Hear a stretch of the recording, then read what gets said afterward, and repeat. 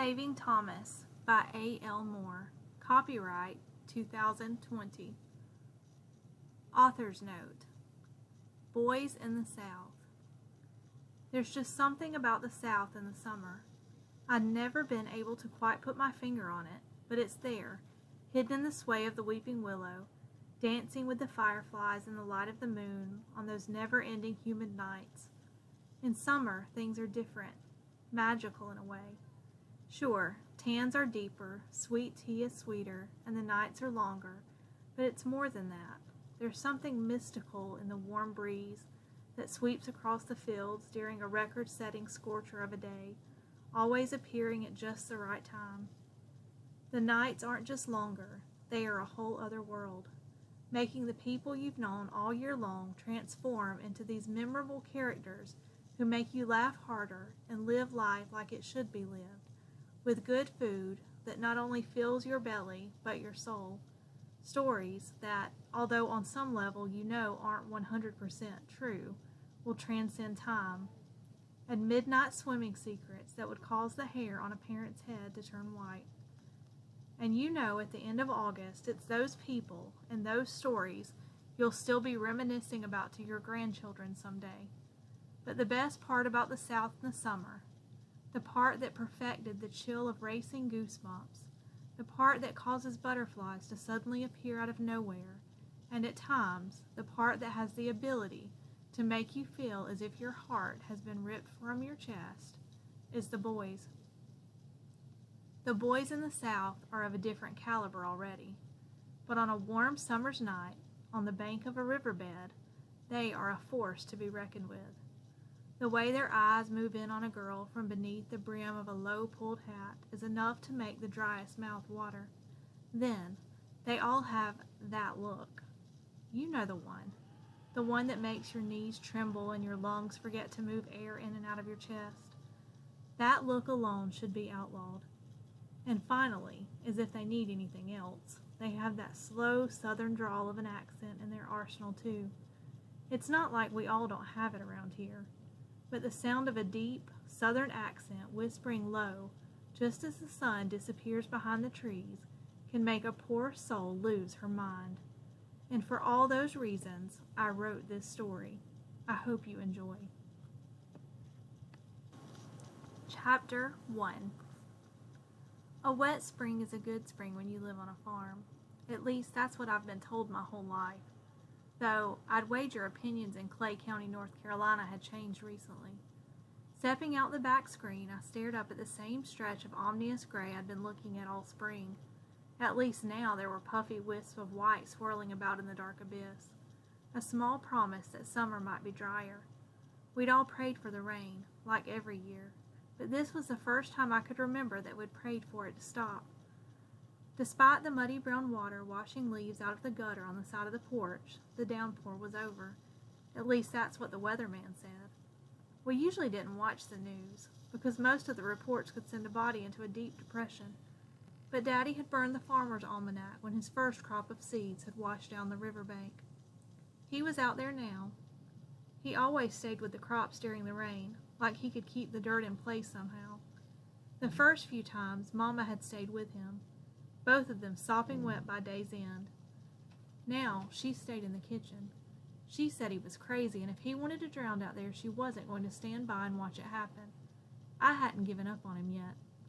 A lot of things Daddy did didn't make sense to me at first, but he was always right in the end. "Here, take him a sandwich," Mama said, as I stepped into my rain boots and reached for the handle of the screen door. "You think it's doing any good?" I asked, reaching back for the napkin she offered. The lines in her face grew more prominent as she peered over the side of the wooden railing that ran the length of our back steps. "Can't make it any worse," she scowled into the clouds before turning back to the soapy dishwater. Her dark chocolate eyes and thick, dark hair were gifts she'd passed along to me. Her hair fell loose down her back, giving her the appearance of a woman half her age from behind. At least it would have without the frumpy house dresses she'd taken to wearing since having my baby sister. I splashed my way across the mushy grass, careful not to let anything splash on Daddy's lunch. His ball cap rested in a camo lawn chair, no doubt covering a pack of unopened Marlboro Lights. He'd quit smoking before I was born, but he always kept a pack on hand. He said just having them close helped to calm his nerves. I didn't have to ask Mama to know where this fell on her crazy meter. The stalks were heavy with water, giving a glossy appearance as they curved in the warm summer breeze. Daddy had his arms stretched wide at his sides, running his hands over the top of the plants that neared his waist. He'd worked day and night getting new seeds planted and been up long before daylight every day checking until he'd finally spotted green. "Brought you a sandwich," I called, trying to work my boot out of the unforgiving mud. He turned toward me, shaking his head, but I couldn't be sure if he was talking to me or himself, his eyes far away. It was clear the momentary reprieve from those spring showers wasn't doing much to ease a troubled mind. The air still smelled heavy with rain. "Daddy?" I called again. "Breland," he said, startled, rubbing the thick stubble that shaded his chin. "I didn't hear you come out." "Mama sent you something to eat." I held up the sandwich, swatting a fly with my other hand. A smile tugged his thin lips as his eyes softened on the open kitchen window. "I see her watching me up there," he said, nodding toward the house. "I know what she thinks, but I've been working this land since before she was born." Daddy was 10 years older than Mama, and he never let her forget it. Not that you could tell from looking at him. He looked to be in good shape, despite the pudge that hung over the waist of his blue jeans when he sat down. He wiped the sweat from his graying brow and reached for his ball cap. Sticking the hat on his head and the cigarettes in his shirt pocket, he plopped back in the camo chair with a huff, unwrapping the napkin. "I suppose you think I've gone nutty too." "No more than usual," I said, earning a smile as he dabbed the mayo from the corner of his mouth. I hugged his wide shoulders and peered at the endless rows of green stalks. "It's looking good," I pointed out, glad to be telling the truth. Even I was worried after what happened over at the Johnsons' place. Water had taken out their whole crop, a good bit of soil, too. Mrs. Johnson had to take a teller's job at the bank in town to make up the income, leaving my best friend, Katie, to take care of her 3 little brothers. Just having to take care of John Tyler was enough. He was the one who shot my poodle with a BB gun on Christmas last year. Who gives a BB gun to a 7-year-old? "Are we all right, Daddy?" I asked, thinking about the new babysitting duties I'd taken on since I hadn't been able to do much in the fields lately. My baby sister Jenny was nearly 4 now, but Mama was having a time getting her to use the toilet, especially at night. I didn't want to change any more diapers than I had to, especially when I had to chase Jenny around the house to do it. "Why don't you grab an apron and bring in those tomatoes? We've done lost a lot of them," he sighed, avoiding my question. "Damn rain knocked the ripest ones into the mud." Daddy always had an answer to everything, and when he didn't, he'd change the subject. The apron was bursting at the seams before I made it through the first row. I dumped the mostly red tomatoes into the kitchen sink and grabbed a couple of the cloth bags we used for groceries. Katie was coming across the field when I stepped back out the door. Her long blonde hair matched the blowing straw she ran through. 8 or 18, it didn't make a difference. Katie always ran when she came over. If she didn't, her obnoxious brothers were sure to catch her. "I had to get out of that house," she said breathlessly, her hands on her knees. She blew a sweaty strand of hair from her face as her flaming red cheeks started to return to a normal color. I chuckled quietly so not to offend her. She said the same thing every day. "Tough morning?" I asked, busy snapping tomatoes from the vines. I snuck in a few green ones for frying. They were Daddy's favorite. "You don't even know, Breland. I think Mama must have been sleeping with the devil himself when she spawned John Tyler. Do you know what he did this morning?" She paused dramatically until she had my full attention. "He peed in the kitchen sink." "He didn't." "Yes, he did. Right there on Great Granny's hand-painted plates. And I was washing dishes when he did it." Try as I might, I couldn't help but laugh. The Johnsons were far better than any sitcom I'd ever seen. Poor Katie never saw the humor. She stayed in a constant state of stress. "You laugh, but just imagine. Great Granny would turn over in her grave," she exclaimed. I hugged her neck, wiping tears from my eyes. "I'm glad we're friends, Katie." Hearing the squishing sound beneath her shoe, she looked the rows of tomato plants up and down. I don't remember y'all planting so many tomatoes last year. She reached for a bag from my arm. We didn't. Daddy went a little crazy, I said, using Mama's words, after the flood. He said we might be living off tomato sandwiches this winter, but at least we'd be living. Sounds good to me, Katie said. I like tomato sandwiches. Since Mama went to work, we've had a lot of takeout. If I never see another slice of pizza, she moaned. Fine, you can take my place, and I will go eat pizza at your house, I said, snaking my way through the clinging vines to the next row. Takeout at my house meant someone was having a birthday. Deal, she said, but don't eat from the owl plates. Those are the ones John Tyler peed on. I laughed as Katie shook her head with a look of pure disgust. Gnats swarmed us as we continued plucking tomatoes. Before long, the bags were nearly too heavy to carry. We took our load to Mama, who was busy washing and peeling. Our counter looked like a stockpile for vampires, red jar after red jar filling every free space. Be quiet going up those stairs, Mama said in a hushed voice. Jenny just went down for a nap a few minutes ago, and I promised we'd go for a walk when she wakes up. We padded up the steps in our socks and plopped down on my twin-sized bed. I broke up with Drew last night, Katie said flatly, staring at my white popcorn ceiling. That statement had lost its shock value a while back. What for this time? She turned over onto her stomach and glanced thoughtfully out the window that overlooked the small house across the road. I found a letter from Erica in his room. I thought you were going to trust him. He left the stupid thing laying out in plain sight on his dresser, she said innocently. Well, in his dresser, she grudgingly admitted. But the drawer was partially opened, and it was just stuck there beneath his underwear. I gave her a playful shove. Katie, you can't snoop through his stuff and then get mad about what you find. She looked at me like she looked at John Tyler when he was pestering her. Oh, yes, I can. You'll see when you have a boyfriend.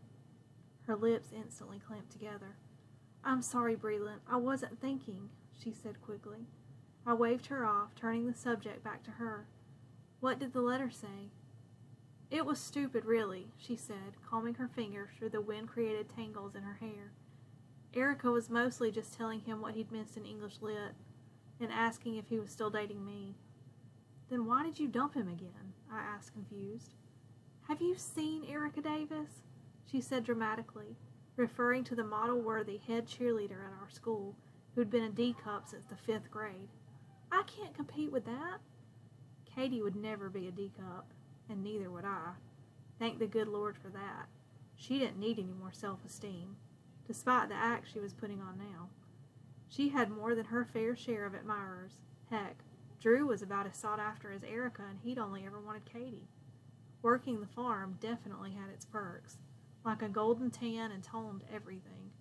Body-wise, Katie and I could have been twins, though I'd outgrown her 5'6" by a couple of inches by the 8th grade. What did Drew say? Tears pulled in her soft green eyes.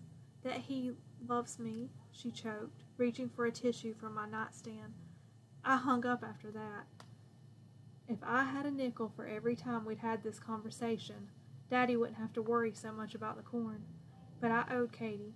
She could break up with Drew 100 times and it still wouldn't add up to what I'd put her through the past 4 years. You should call him, I encouraged. I always felt bad for Drew. He was the polar opposite of Katie's Broadway dramatics. Our freshman year of high school, Katie had made a big production in front of everyone in homeroom, throwing a grandma-sized bra at him in front of everyone. Any other boy would have been mortified, probably let her have it, but not Drew. He had simply shoved it into his backpack and calmly taken her into the hall. He was the youngest of 7 kids, so naturally he had more patience than God gave most. The bra turned out to be his mama's. I started putting away the laundry piled in my rocking chair while Katie tried not to hyperventilate again. I was tempted to slip into the medicine cabinet and give her one of Mama's nerve pills. The phone rang in the hall and I heard Jenny's feet hit the floor. On second thought, I'd better leave those pills for Mama. Kay, Jenny called out. Kay, you here? Katie looked at me panicked. I can't go back to my house, Breland. Everything reminds me of Drew. Besides, there's no telling what John Tyler's peed on now. She buried her face in my pillow. "We know it wasn't on Drew," I smirked. She didn't find it nearly as funny. "Stay for supper," I sighed as she started for the hall. "Don't you need to ask your mama to be sure there's enough for me? I thought you were good with tomato sandwiches," I winked, tossing the last pair of socks in the dresser and following her out. Lately, dinner at my house had become a scattered event. Mama usually coaxed Jenny into eating while I ate, and Daddy ate whenever he managed to escape the fields. Most days she ended up eating without him, but she never gave up until at least 8. That's why it surprised me to see Daddy seated at the table, shirt sleeves rolled up to his elbows at 6 o'clock. Katie and I exchanged a loaded look and pulled out our chairs at the same time. "This is what happened at my house before I became a professional babysitter," Katie whispered. I tried to catch Mama's eye, but she was too busy fussing about the tomato apocalypse taking over her pantry and trying to get Jenny to stop spitting out food to see me. Daddy was no better. He sounded like Bubba from the movie Forrest Gump, rattling off all the things we could make with the tomatoes. Any other time I would have laughed, but I could tell that something was up. There were 2 good hours of daylight left. Even during the winter, Daddy didn't come in this early. "I hope y'all aren't moving," Katie whispered, low enough that only I could hear her. "Oh God, what would I do?" I was trying to be patient as Daddy took his last bite, but Katie just didn't have that much willpower. She noisily dropped her fork to her plate and scooted back from the table, fanning her face like an old lady in church. "Tell me y'all aren't moving," she bellowed. Daddy watched her amused, wiping his mouth and glancing at Mama. "No use keeping it a secret," Mama said. Katie's jaw hit the floor. "Are we moving?" I demanded, my voice taking on the same edge as Katie's. "Of course we're not moving," Daddy said, pushing his chair away from the table. "Don't be ridiculous."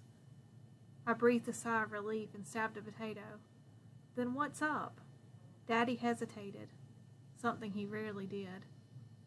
"Go on, Marshall," Mama encouraged. "It'll be worse if she opens the door and finds him standing there." The potato took a painful root down my throat. There was only one person they could be talking about. One person who could shatter my very being just by stepping foot on our front porch. "I got a call a few weeks back," Daddy started, when the rain started up again, asking if I needed any help. "That's good, right?" I asked cautiously. "You've been looking for some help." "Look, honey, maybe we should have run it by you first." But he sounded like he really needed the work, Daddy started. "Oh, she'll be fine," Mama interrupted. "They were kids back then." The fork fell from my hand, hitting the table with a loud clatter. "Who?" I asked, though I already knew the answer. There was only one person who would have warranted Daddy missing work. "Thomas." The moment Daddy said his name, I could see Thomas's face as clear as if he'd magically appeared in the room with us. My mind had stored it to perfection, as good as any camera. That happened when I thought about something a lot, and I never thought about anything as much as I thought about that boy. "He's going to be staying with us for a time," Daddy went on. My mind was years away, basking in the heat of the summer that had robbed me like a thief in the night, stealing the very things that had made up my dreams as a girl. My first stomach-fluttering butterflies, my first real kiss, my first love. "Did you hear me, Breland?" I heard Daddy ask. Katie kicked me under the table, bringing me back to the present. "Did he—" I trailed off, too embarrassed to ask my original question. He probably wouldn't have mentioned me if he was trying to get work. "Did he call you?" "It was just as surprising to me," Daddy said, though that was impossible. His voice was the last one I'd expected to hear on the other end of that line. I barely recognized him. "Did he say anything else?" Katie hedged, taking the question right out of my mouth. "Just that he was down on his luck and could use some work," Daddy said. "I can still call him and retract the offer if it's going to make you uncomfortable." "Don't be ridiculous," Mama answered for me. She was barely 15 years old then. We aren't going to turn down good help because of puppy love. "Breland?" Daddy asked again. "She's right," I said, my chair scraping against the wood floor as I stood, clearing the empty plates and taking them to the sink. "That was a long time ago."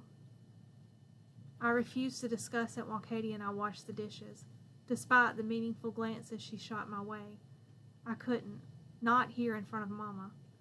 Drying my hands and returning the dish towel to the counter, I walked robotically back to my room and fell face first on the bed. My mind raced through years of memories, causing the knot in my stomach to grow stronger, almost to the point of nausea. Time never weakened that feeling, even after I'd promised Mama it had. Katie was the only one who knew I'd never really let Thomas go. How could I, when I never had a chance to say goodbye? It wasn't like we'd broken up. One day, he was just gone. "Whoa," Katie said, closing the door behind her. "I didn't see that one coming. Why are you not freaking out? I would need a bag to breathe in." The mattress bounced with her weight. "I think I do." "I'm not entirely sure that I don't," I admitted into the quilt. There were so many unanswered questions. Why had he left? Where had he been? Did he ever think about me? I'd fantasized about him coming back more than I would ever admit. Would he even look the same? I'd been a kid when he'd left. I sure didn't look the same. "Katie, do you remember much about being 15? "Not really," she admitted. "I've tried to block out the awkward years as much as possible. I was such a spaz back then." "Exactly," I said. "That was a long time ago." She shook her head, knowing better than the lies I was spewing. "So doesn't matter. You and Thomas were different. We were kids," I interrupted. "What if I've built up this whole fantasy relationship that never really existed in the first place? It's not like I've dated anyone since he left for comparison." "You're crazy. Thomas loved you." I didn't need the picture tucked away in my sock drawer to see the gangly, auburn-haired boy holding my hand in the Johnsons' backyard. His green eyes stared back at me without it, beautiful and frozen at 17. I didn't know the Thomas who was coming here to work, and I refused to get my hopes up. At least, that's what I told Katie.